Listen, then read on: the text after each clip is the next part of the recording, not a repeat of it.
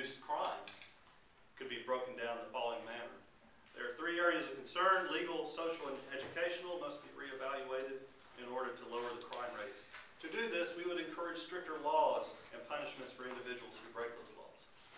In that way, we're breaking this question down into different components. And another way we might break down an answer is to discuss the past, present, and future. Say, if we're talking about diplomatic relations between the U.S. and the former Soviet Union, we could do that through history, past, present, and future. We talked about ways to be a better response to impromptu speaking, on what to do. Now I'm going to give you three don'ts. 3 things not to do. Number 1, don't apologize. We've probably heard this before, but this is by far the biggest cardinal rule. Buying time with a pause is okay.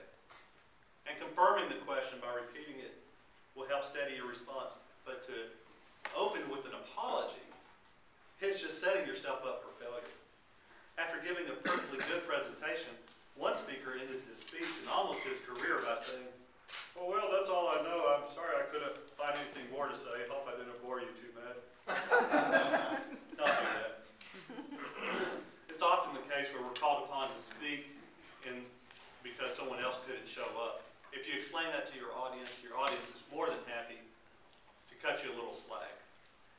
But having said that, having established that fact, don't return to it again. Just do your best. Do not apologize. Number 2, don't ramble.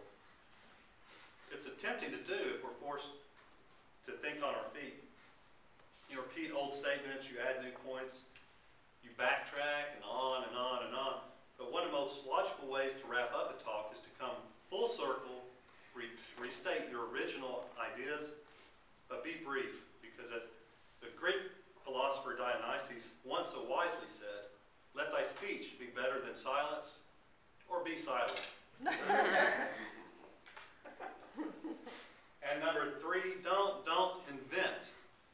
Don't try to bluff your way through a speech. If you don't know how to respond, say so. And then indicate your interest by asking the questioner a few questions in return. And because it's more than likely that there's someone there who can't wait to jump in and talk. Being able to think on your feet is an excellent mental habit to cultivate. But like everything, it takes time and effort.